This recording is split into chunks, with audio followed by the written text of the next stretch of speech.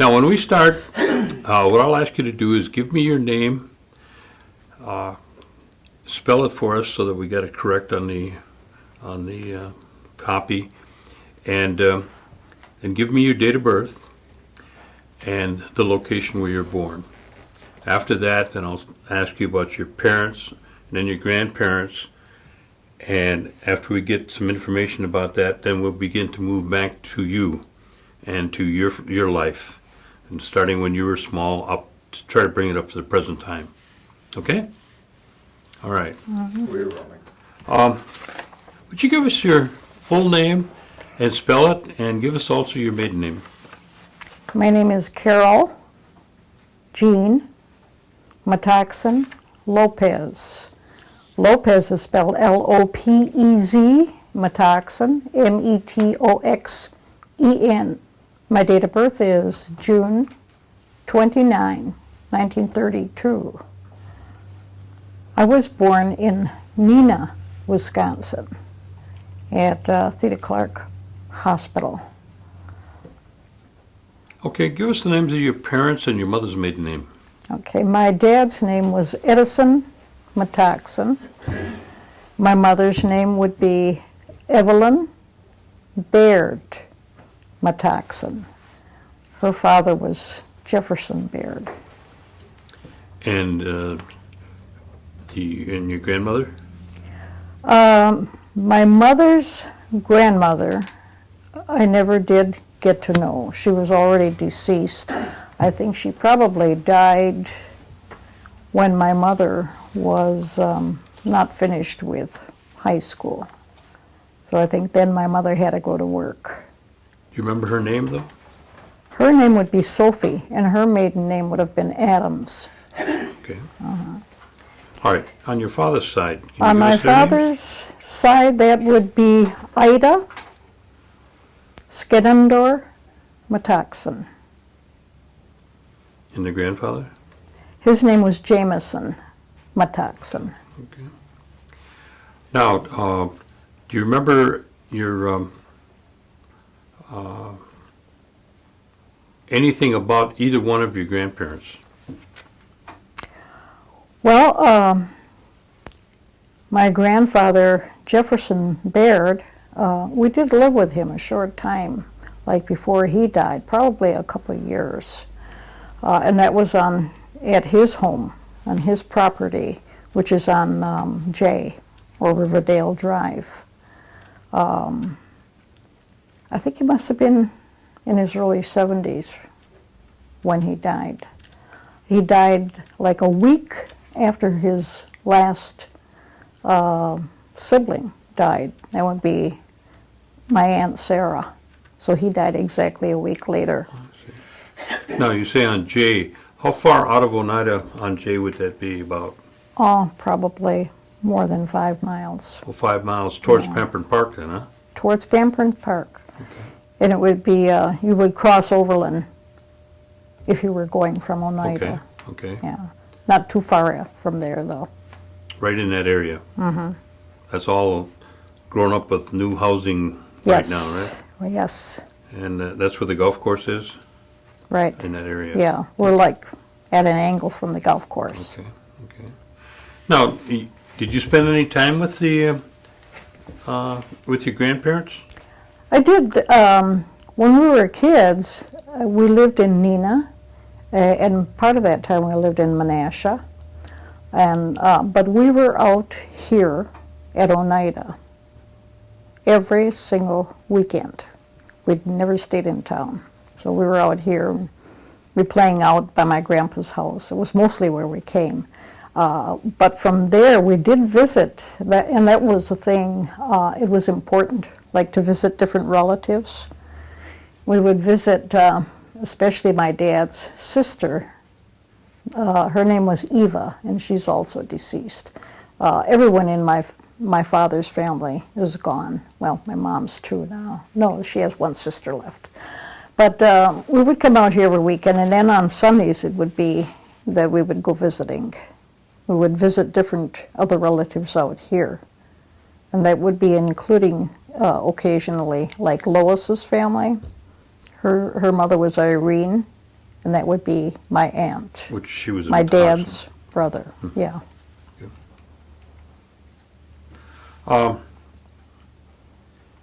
Did your grandparents, they all spoke Oneida? Yes, all of them.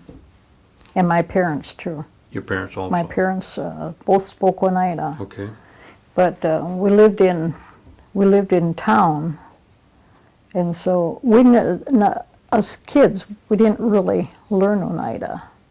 I have one brother who may have picked up more than the rest of us, and that his name was Frederick. Frederick? Okay. Tell me a little about what Oneida was like at the time when you'd come out and visit. Well, when we came out here, my dad always had a car, so, we had to if we came out here every weekend. But we would mostly play at my grandpa's house. And occasionally, like if it was summertime and there was a fair, we might go to the fair, or we might go to a carnival. But generally speaking, we were at the house and visiting on Sundays. We would go out. Okay. And that would be different locations and sites on the reservation. So I would say, even as a kid then, that my friends would be my cousins, pretty much. Mm. Now, did your grandparents' place, did they have like a farm or any, did they just do gardening? Well, my understanding is that my grandfather had a farm. I think I do remember, like very early, that he contracted, like for beans, and people would come and pick beans at the farm. And he did have a couple cows. I know he had at least one horse, and so he had a small barn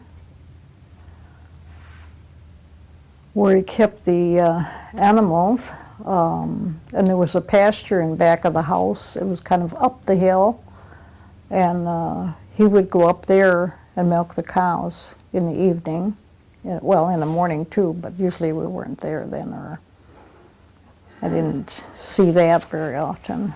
Okay. On your mother's side, did you have any connection with them? That was my mother's side. Okay. Okay. So I'm talking about my grandpa there, Grandpa Okay. Baird, that would be. Oh, Baird. Okay, I was thinking Yeah. of Metoxen side. Oh, no. Okay. Okay, now, my grandpa, on my dad's side, they lived in Kokana. So what usually happened, like, if we saw them pretty much too, on the weekend. So it was usually like when we left Oneida, we would go back to Neenah or Menasha, and we'd always stop there in Kokana, and we'd visit with them. They both spoke Oneida. I don't think he spoke much English because he didn't talk to us that much. I don't think her English was real good either, and I don't know how much education she had, if any. But she probably tried, she could communicate with us, like us children. She usually gave us a treat when we would come. Like she'd give us a piece of candy or something. Were you out here for any of the holidays? Or did you celebrate most of that back in Kokana? No, I think we came out here. Like 4th of July and 4th of July we would come out and here. ball games and such as Yeah. things like that. Mhm. Do you know of any involvement by either one of your grandparents of them being involved in any way, or hear stories about them being involved in the tribal operations and government at the time? I don't recall. I understand that my grandfather Baird went to Carlisle. Pretty sketchy on my dad's father. And like I said, I don't believe my grandmother had much education, but she did make baskets. She was, she would gather together, the wood for that. And she made her own dyes for that. How did they make the dyes? Do you remember? She used certain vegetables, as far as I know. And I remember that one was a purple. It was like a real dark. I don't know what she used to do that, but she would keep them in little jars like that. Did you help her? No, I didn't. No. She also made cornbread and corn soup. Did anybody make any kind of anything out of corn husks? No, No. not that I recall. But she made corn soup and cornbread, though, huh? Mm-hmm. Okay. Okay, I'll ask that later, but I was wondering if you learned how to do that. No, I didn't. Okay. It was, I think if I had spent more time with her, I might have learned some things from her. I did see part of the process, as she was cooking, because she would have to clean and strain, like the soup, many times, so I would see that. Okay. All right, let's talk about your mother and father. Let's start with your dad first. Did you know what your dad's educational background was? I think he went to about 4th grade, Okay. yeah. And he went to school locally that you know of? Mm-hmm. Here in Oneida. Out here. And what was his profession? He worked in a paper mill for many years in Menasha. And then he started working on construction. So I think later in life, that's how he finished, as he retired. He was a cement finisher. So that's, pretty much what he did then for the last part of his life, is work on construction and in particular cement finishing. Now, do you know if he was involved in any tribal activities, tribal politics at all? Well, I think both of my parents were probably motivated to begin a church out here. And he used to get together with a number of, I don't know if I would call them elders then, maybe they were more contemporary. For him, and I kind of can't remember their names too well. Like one of them, his last name was Danforth. Him and his wife were both active, and I think one of the things that they did to begin. Now, what we have today is an Assembly of God church. Oh, okay. Okay, so that was like the beginnings. Okay. Eventually, a pastor did come out, and I think they also used a building at Chicago Corners. It would be where Site 2 is now. Site Okay. 2 housing. Okay. Okay, yeah. What year are we talking about? Now this was after I left here. When I graduated from high school, I left. Which was what? 1950. 1950, okay. And so it would be after that. After that, okay. in After the that, early that 50s. they were involved in establishing. And then they worked in the development of the, what's the name of the church again? Assembly of God. Assembly of God. Yeah. Okay. I don't know. And they were located over towards Site 2? Yeah, that's where they held services over there. They used the building there. In the CC building that building, that's a white building? I don't even know, because Oh. I wasn't out here then, Okay, at the okay. time. But they would talk about it when I would come And home. that's what your dad was involved with, and your mother and dad? Both of them. Okay. All right. Now, you say that, but they lived in Kakana, though, When I was a child. when you were younger. Okay. Well, that was my grandmother. But I understand also that my parents lived there for a short time. Oh, I see. But that would probably when I would be like an infant and a toddler. Okay. All right, let's talk about your mother. What is her background in terms of education? My mother completed 10th grade. After that, And she, where did she go to school? in Green Bay. Green Bay. Okay. After that, she went to work for like housekeeping. She was a maid. She stayed with a family in Appleton until she married. I don't And know how long that was. Do you know when they when it was that they met and got married? In the early 30s? No, it was before then. It might be like 28, 28. 28 Okay. or 29. Okay. And did they get married out here in Oneida? I don't even remember them telling me where they got married. That's something to research, right? I'll have to do that now. When my sisters, I had 2 sisters. Sometimes we call ourselves the 3 sisters. Oh, okay. Yeah. Now one has died, and I think that that was Annette. She had a lot of information because she worked at Ann Skenador's store, Oh, sure. and she would meet And what was her name? Annette Thomas. Lynette. Okay.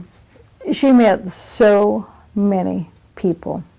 And it seems like when I moved back out here, which was 10 years ago, if I would go somewhere with her, someone would always stop us and say hello to her. She knew everybody. Yeah, and she knew people like from Chicago that would come out here, people from all over. Yeah. Yeah, and I think she had a good sense of, maybe a better sense, like of our family history. Now, okay, you get 3 sisters then, and you want to give us the Two, names? there's 3 of us all together. You want to give us the names of the 3? Well, I'm the oldest. The next sister would be Janet Metoxen Huff. She's married to Henry Huff. Okay. And the youngest would be Annette Metoxen Thomas, who she was married to Sherman. Sherman. Okay. All right. All right. And now, just refresh me now. Where did your family reside once you, your mother, dad, and your 3 sisters? You were in Kaukauna for a while, and you moved out to Oneida? Well, actually, I was born at Theda Clark Hospital in Neenah. Neenah. Yeah. My grandparents lived in Kaukauna. We went there pretty often too. That was almost like a weekly thing that we would do. So as we were growing up, I also have 4 brothers. We were in Neenah most of the time. We were in Menasha part of the time. Okay. And that's where I went to school, grade school. You want to give us the names of your 4 brothers? The oldest is, now he changed, his name was Clement Harold Metoxen. He changed his name to Nick, so that's Nick Metoxen. Oh, Nick. Yeah. Oh, okay. And the next one would be Frederick Metoxen. Okay. And then Carl Metoxen. And then Jean Metoxen. Now, Jean, he lived out here quite a bit. But when I lived in Chicago, he would also be there sometimes. We also did have a brother who died in infancy, and his name was Roger. Well, one of the brothers have passed away since then, right? Mm-hmm. What was his name? Roger. No, the other brother. I said I had 4 brothers. Yeah. Actually, there were 5 then, and that would be including Roger, who okay. died he was an infant. And, Right. Right now, I have 2 brothers, Okay. Nick and Carl, because Frederick and Jean both died. Gene, I remember Gene. He seemed like I can remember him. He used to play ball. Could be, he ran fast. Yeah, he was I'm pretty sure it's the same one I remember. Yeah. Okay, so we got eight of them in the family then. 3 sisters Yeah. and 5 brothers. Mm-hmm. Okay, all right. And you're at what, I'm the second. second oldest? Mm-hmm. Okay. And now we're living out here in Oneida. All right. Presently, I'm living out here. No, I'm talking about at that time when you moved from Menasha back out to Oneida. When I was, that was when I was beginning high school. Okay. Okay, so And that you was. went to, I went to East High for a East very short period of time, Mhm. and then I graduated from. At the time, it was called Nicolay High School, West De Pere. Mm-hmm. Okay, now I think it's just De Pere High School, whatever. how was did you go from the grade school, was it a rural grade school that you went to? High school? I did go to a rural grade school for a time. It was like maybe about a year and a half. I was living out here. My mother contracted tuberculosis. Yeah, that was when we were living in Neenah. I think I might have been like 8 or 9 years old at the time. I don't believe she was expected to live. And so all of us children were removed, from the home. And she had to go to a sanatorium. So at the time, they found my Aunt Irene, so I came out here to stay with her. That was about a year and a half that I was with her. So I went to, that would be on Highway 54. It was Pine Grove Okay, Grade School. sure. I don't think it's there anymore. No, the building Yeah. is still there, but it's a home now. Okay. So that I went there for about a year and a half.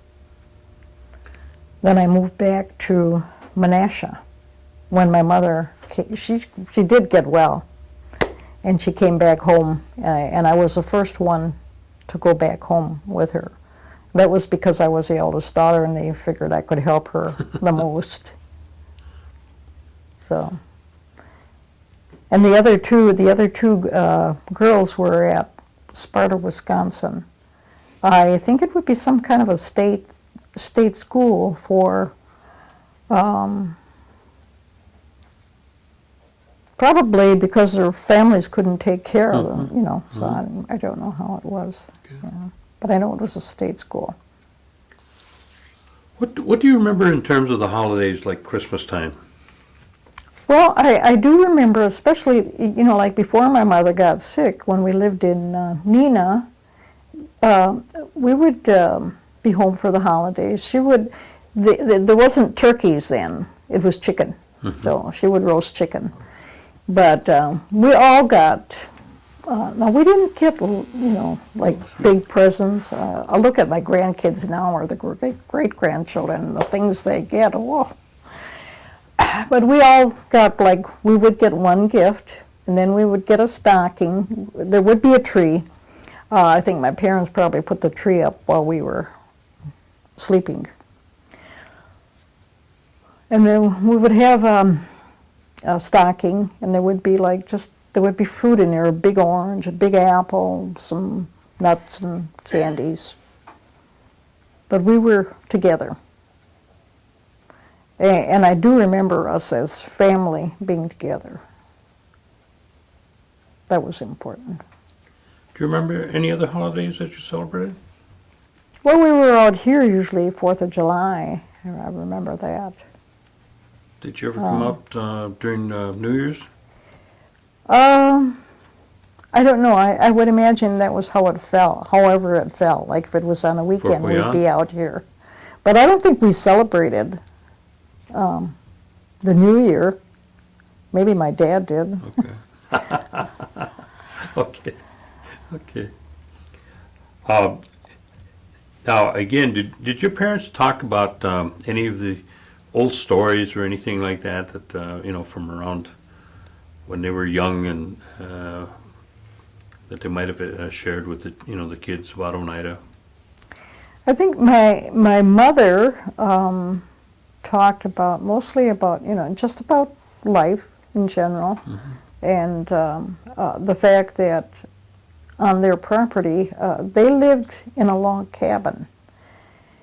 And I believe it was 1907 that my grandfather, and there was another man, his name would be Cornelius, but I don't recall his first name, built the house that they moved into that year. So that would be a new house. And they moved in there. They didn't have electricity, they didn't have running water. But I would suppose that would be a pretty important event for her because she remembered that well. My dad, I think he was very interested in nature, and he used to like to talk about like wolves. I think there was, if there were wolves in the area, like earlier, in his youth, and even before that. And he would talk about how people's experiences, like if they would go through the woods, and they would come upon a wolf or something, like maybe how they escaped, or things like that. Did any of them do much hunting and fishing that you know of? Your dad or your brothers? My brothers hunted out here.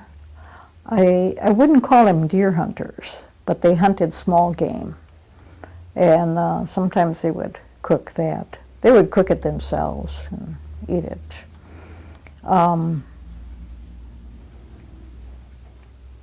My brother Frederick, I think he was a sharpshooter. He had a real good aim, so whenever he went hunting for small game, he would get something. A lot of times rabbits and squirrels, and just. What do you remember in terms of your responsibilities when being at home? Being at home, like the chores that you're supposed to do. Yeah. I think now I remember when we lived in Nina. See, I was still young, like 8, 9, before we moved from there. Before my mother got sick. And I would imagine that it was several years, where she was getting sick, but we didn't know that. Yeah. She always made breakfast. We always had breakfast, and we had to eat breakfast. It was usually cooked cereal, like oatmeal or cornmeal. Once in a while, cream of wheat during the week. On the weekend, we might have like eggs and bacon or something. But I helped her. I would help her clean house. And my other 2 sisters were much younger. So I had some responsibility, and I don't think they had much. But they helped too as they got older, and were able to. Let's go to high school now. Okay. The transition from grade school to high school, was that, when I know in the rural schools, they're pretty small, and then you get into high school, it's pretty big. Did that give you any kind of difficulty, or was there like a cultural shock or anything like that? Or? No, I wouldn't say it was a culture shock, but I had, when I left here, and I went back by my parents, I had been in the 7th grade here, and I finished that year. When I went back to my parents, and I would have started going to school in Menasha then, but I barely got started there. So when I came back out here, I would have gone to likely Washington, but I skipped that grade, and I went to East High. Right to high school. Right into high school. I don't think it was, well, I might say this, like when I was in grade school, I do remember like the girls being friendly when I lived in Neenah. I think when I moved out here, if there would be any culture shock, but it wasn't shocking to me really. I think the Indian kids pretty much were by themselves. They kept to themselves. Like lunchtime. There was my cousin Alice, for one, was one of the girls that we rode in on a bus. And then there were about 4 or 5 girls. And we always ate lunch together.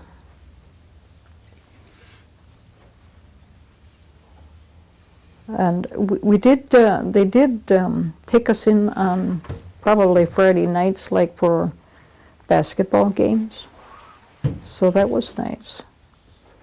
We got to get out. So you didn't feel any kind of differences, or I wouldn't say discrimination, but differences between the Indian and non-Indian kids in the school? I would say there was a difference. You would say there was a difference? Mm-hmm. Okay. Mm-hmm. Okay. But it didn't have any effect in terms of your going to school or anything like that? No. No. Okay. All right, we finish up at East High, right? I didn't finish there. I just went there. If I went, I think the 1 year, and I may Okay. have started the next year. All right. And then I transferred to Nicolet in De Pere. And that's Now right. I did graduate from there. Okay. Yeah, And what year was that again? that would be 50. 1950. Mm-hmm. Okay, where did we go from 1950? What did we do then? When I graduated from De Pere, I moved to Chicago quite soon after that. And what prompted you to do that? Well, when I was in school, I realized that if I lived out here, at the time, having completed high school was an accomplishment, and I knew that with a high school education, there was nothing that I was going to be able to do out here, probably except if I would work in a home or get a waitress job, which I really didn't want to do. So I went to Chicago, and I did get a job in a factory right away. But what was your connection to Chicago? I As had, opposed to Detroit or Milwaukee? yeah, well, my aunt lived there, Okay. and this would be my mother's sister. She had 2 sisters living in Chicago. One would be the oldest one would be my Aunt Mabel, and the other would be my Aunt Helen. Now, and Aunt Helen, when she lived out here and she was a kid, they called her Gladys. Actually, that was her middle name, but they called her Gladys. So when she moved, she took her correct name, and she went by Helen then. So she worked there in Chicago for, a So you good had number of years. So you had some relation down there? Yes. Okay. And that's why I went there. Okay. She had invited me. She said, when you get out of high school, she said, you can come live with me. So I did that. Young single girl was Yeah. looking forward to that. Yeah. I think I liked the thought of living in an urban area, too. It must have been kind of exciting at the time. Mm-hmm. Yeah. And you went down there and you got a job in the... I got a job. I got married down there. My husband is Mexican. He's from Mexico. in- what's his name? His name is Richard. Richard. Well, I suppose it would be Ricardo if he was in Mexico. But Oh, his name's- okay, yeah. okay. Richard And Lopez. about what year was that you got married? It wasn't very long afterwards. It was 51. 51, okay. Mm-hmm. And did you continue working, or did you begin to raise a family? I worked quite like on and off through all the years that I was married. And I felt like I always, well, he had a drinking problem too, but I think he stopped like before he died, Oh. a few years before. And so that I would say that the relationship was really not that great because of the drinking. But one thing about him was that he always did keep in touch. He was usually with us, and sometimes if he was gone then, but he would always keep in touch with the kids and myself. Okay, how many children did you have? I have 5 children. 5. Okay, you want to give us their names? The oldest one is Sherry. Next is Richard, Renee, Carla, and Karen. And they were all educated in Chicago. And what would the oldest one be? The oldest would be Sherry. How old? She's in her early 50s. Okay, and the youngest one? Would be Karen. She would be, I don't think she's 50 yet. She would be in her mid-40s. Okay. All right. And she lives in Chicago. And I'm assuming out of those 5, there's got to be some grandchildren. Oh, yes, yes. There's grandchildren and there's great-grandchildren. Okay, can you tell us who they are? Well, let's see. Now, Sherry is married. Sherry, pretty much, she's lived here, like on and off. She would live with me in Chicago sometimes with us. And sometimes she liked it out here so much. And she would ask if she could come live out here with Grandma. So I would let her come out here. So she's lived out here a good part of her life. And she's married to Bruce King, so you probably know who they are. Sure. Okay. So now there's 4 children there. Nathan is the oldest. Vanessa, Ashley, and Evan. Okay. So there's 4 there. Okay. Rick, or Richard, also has 4 children. He has 2 sons and 2 daughters. Okay. Now the daughters are older. Then there's a few years space there, and then the sons are younger. Renee has 4 children, but there was also a death. She had 5 children. That's 12 so far. That was Renee, right? And then Carla is single, and she has no children. Okay. And Karen has 2 daughters. So those are, Okay. And the great-grandchildren?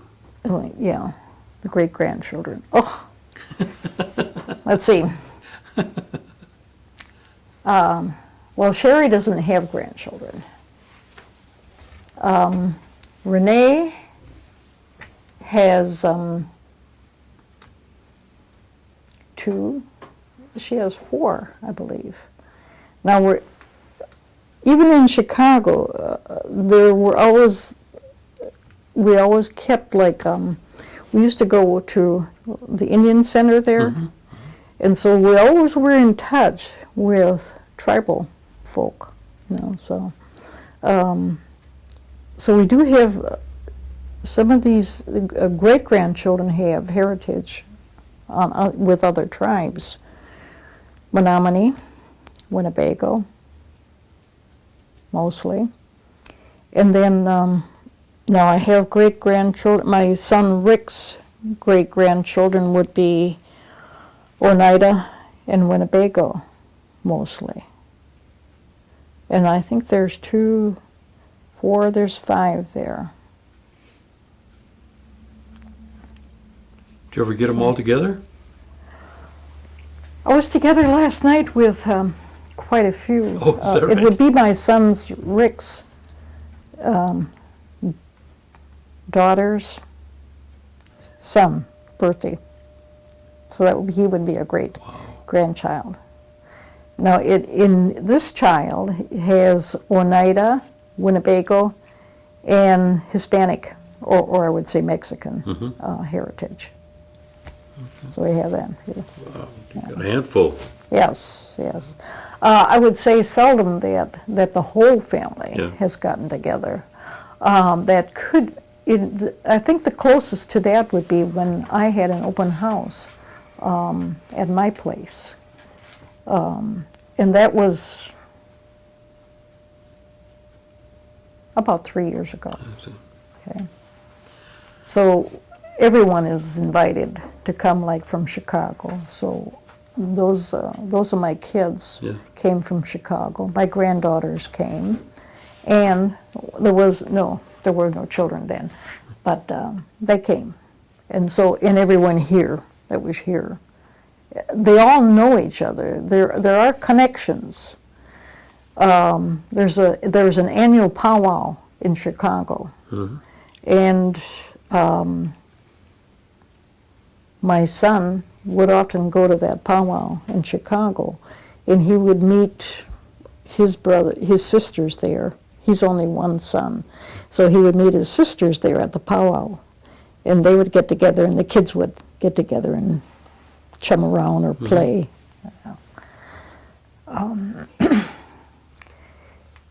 How many years were you down in Chicago then? Oh God, it's got to be more than 40. How many? More than 40. 40? Yeah. Okay. When I was in Chicago also, after my kids grew up, I think my last daughter was still in her high school years. I went back to college. I went to college. I didn't go back, I went for the first time. So I completed my degree at the University of Illinois at Chicago in social work. Oh, social work. In social work. And as I was finishing that up, I graduated, the counselor there got me in touch with Milwaukee to work on my master's. So I did that. I was able to do that too. If you work in social work, I think having a master's degree is really important. So I did that without getting employed, so I was like really broke all of those years. That was hard. But I guess it wasn't beyond my ability, because I think I've always had to save and know where to spend your money and when to spend it and how to watch what you have. Yeah, I always had to be careful, so it was something I could manage, although I didn't like it. Well, now you can Yeah. get help from the tribe. Yeah. It's unfortunate it wasn't available at those, those Well, times. there too, things are very different now Yeah. than from when I was out here as a kid, just on weekends, and also through the high school years. There was really nothing available. There's no comparison, no. Right. And I had no sense at the time of ever going to college, getting, higher education. So that came after I left here. Now, you say you lived down in Chicago for a little over 40 years. Your husband passed away Yes, but that was just last year. last year. Oh, when did you move back from Chicago back to? I've been Atlanta? out here now. Come June, I will be here 11 years. Okay, you moved So back. I say I'm here 10 years. Okay. Yeah. All right.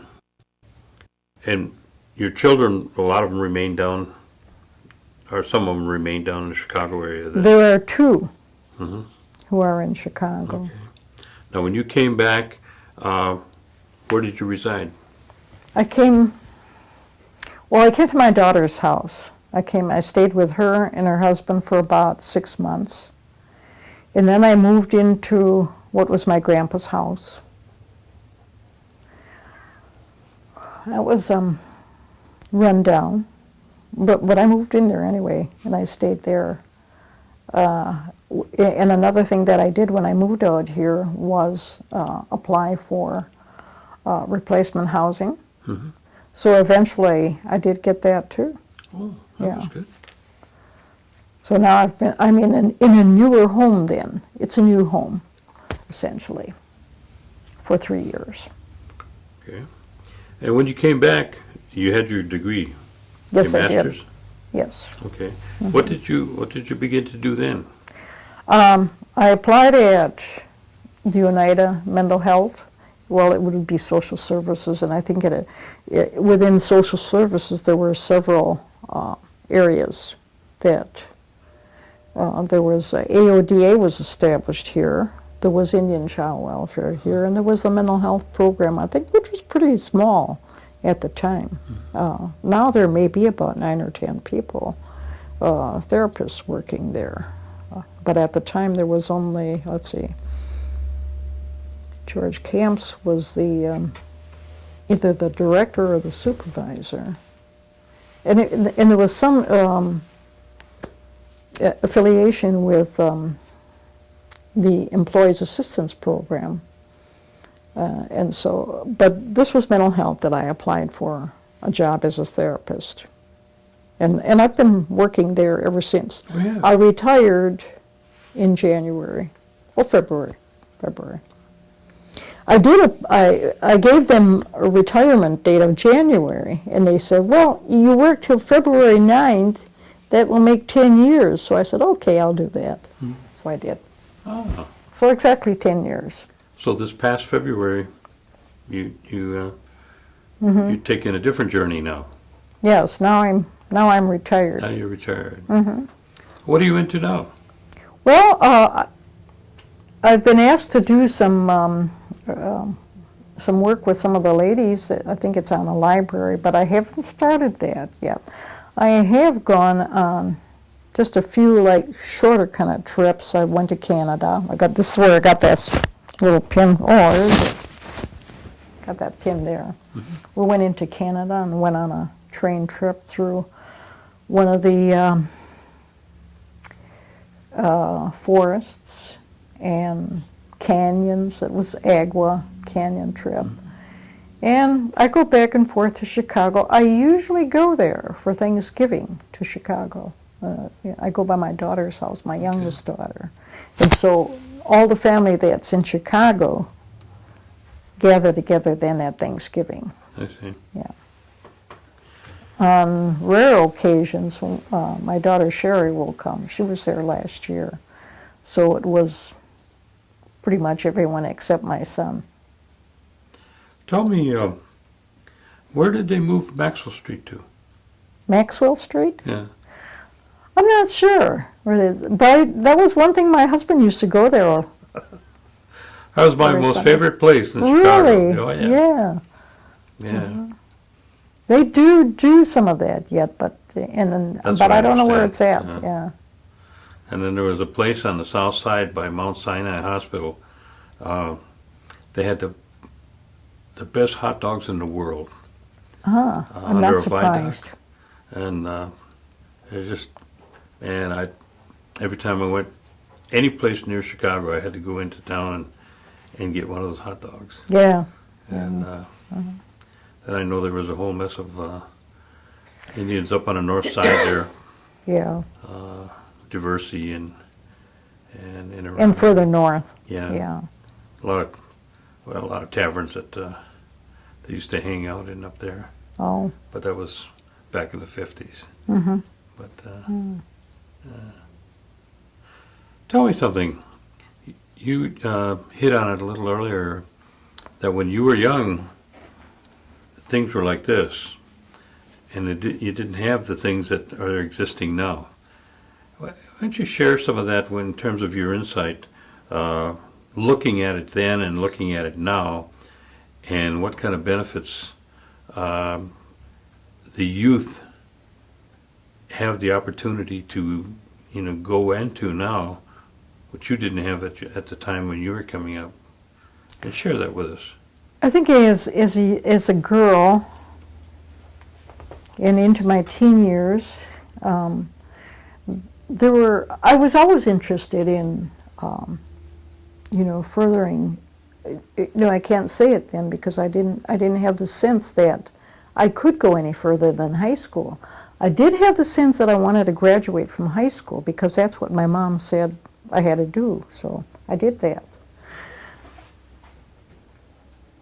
I didn't realize that people went to college, that there was like monies or programs or assistance for them to further their education. And so I knew nothing about that.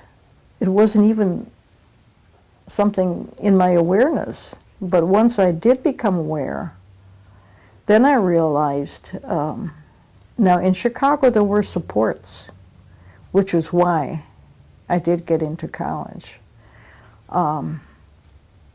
They had a counseling program for Native Americans at the University of Illinois there. And this lady who was in that program, who was a counselor there, was the one that used to talk to me. And she said, you know, something about going to school. But so as a kid, I didn't know there was anything beyond graduating from high school. I think that children are made aware pretty young, and I hope so on the reservation. And if I get opportunity, I will mention it to youth that, are you going to college? Or I will talk to them about such things like, what do you plan to do when you get through with high school? So there is an awareness that they can indeed go beyond, you know, the usual. What might be standard, you know, you can raise that level.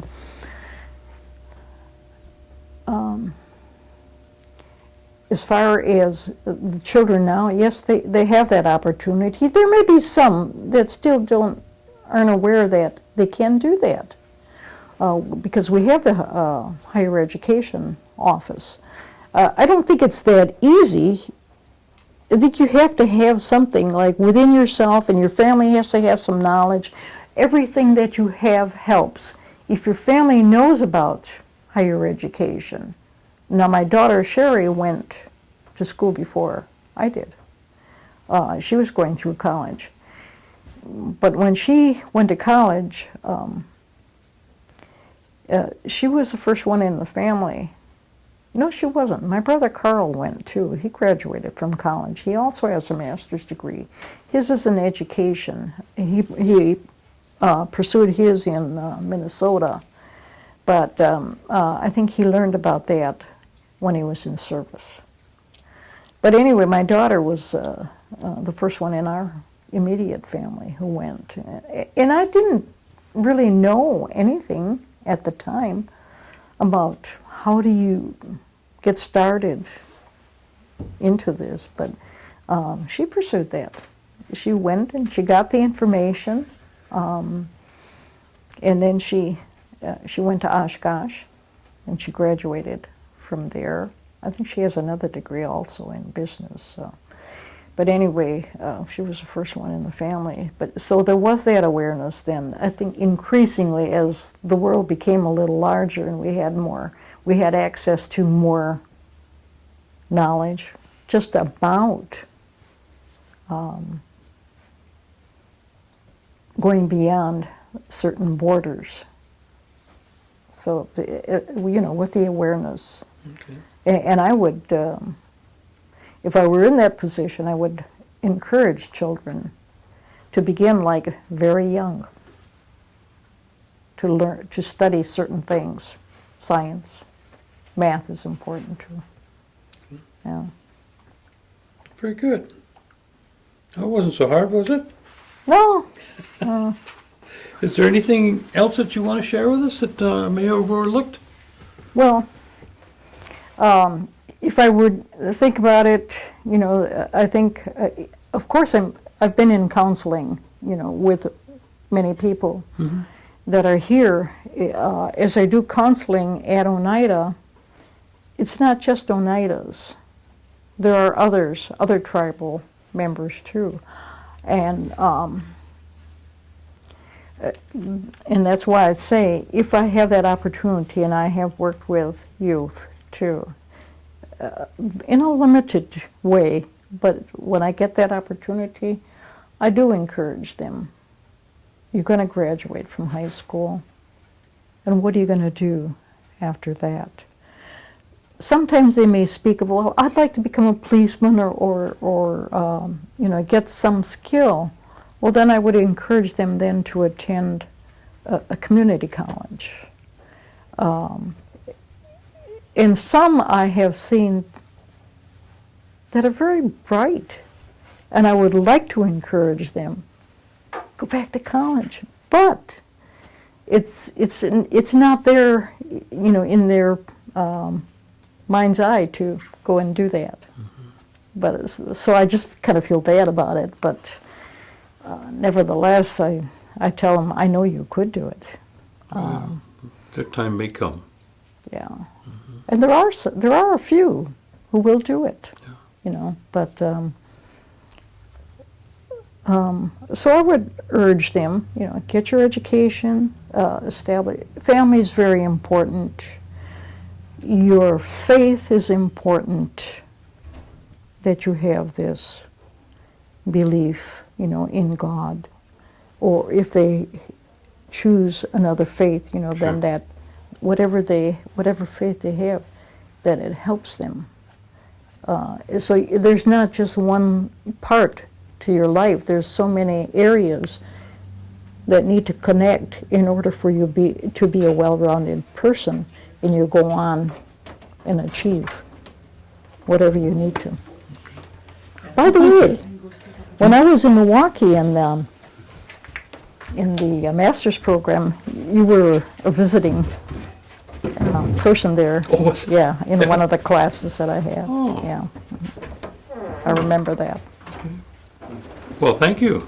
You're welcome. Appreciate this. And Alan will take off the microphone. Okay. In the meantime.